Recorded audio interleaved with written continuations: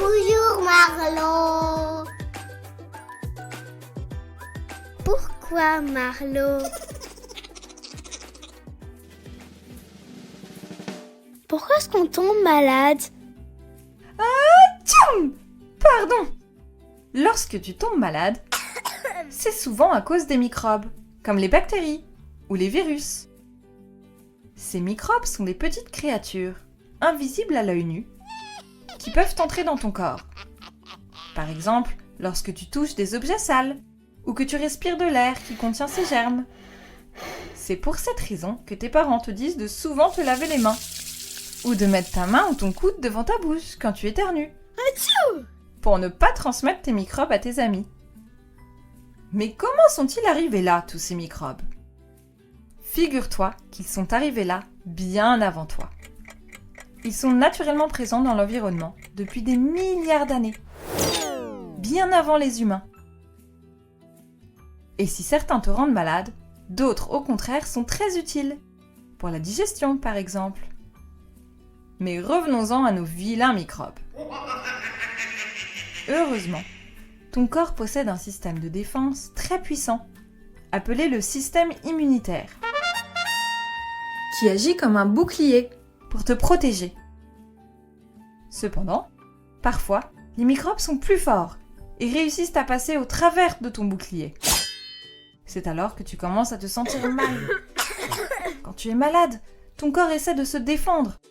Par exemple, il peut élever sa température, ce qu'on appelle la fièvre, Oui, oui, oui. pour tuer les microbes. Ou bien ton corps te fait tousser et éternuer Atchoum. pour les expulser. Ton corps se fatigue également pour te permettre de te reposer et guérir. Souvent, tu n'as pas non plus très faim lorsque tu es malade. À nouveau, c'est ton corps qui garde toutes ses forces pour lutter contre les microbes. Quand tu as tous ces symptômes, qui ne sont pas vraiment très agréables, que tu as chaud, mal au ventre, à la tête, eh bien, c'est ton corps qui lutte contre un microbe. Sais-tu quel est le meilleur remède? Dormir. Et un câlin à tes parents, bien sûr.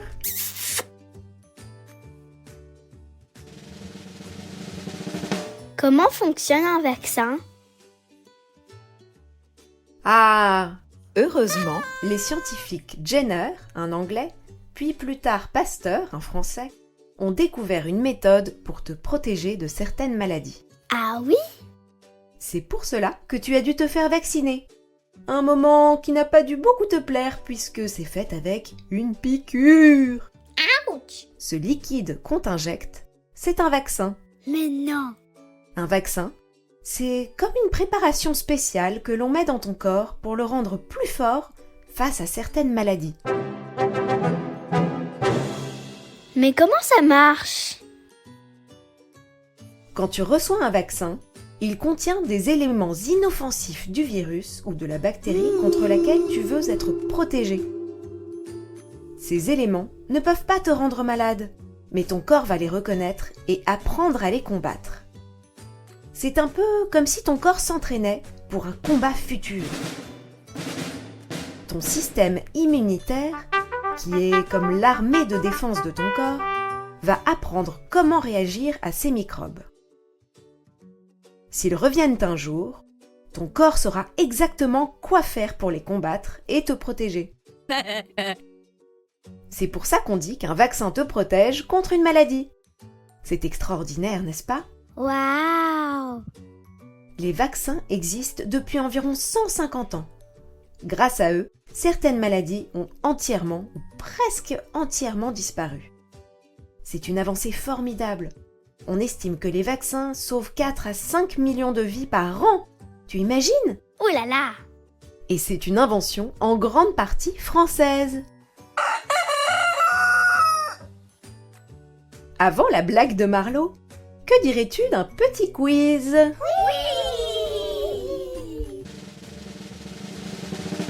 Le quiz de Marlo.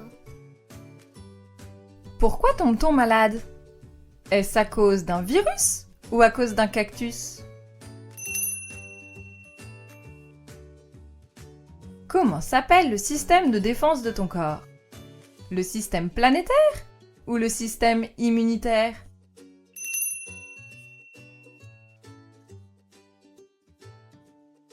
Un vaccin protège-t-il contre les maladies ou contre les mélodies? Comment peut-on éviter de tomber malade? En se lavant les mains ou en se lavant les pieds? Bravo! Je crois que tu as bien mérité une petite blague de Marlo. Oui, une blague de Marlo. C'est parti.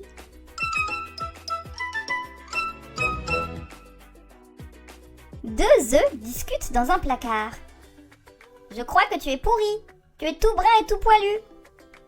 C'est parce que je suis un kiwi, banane.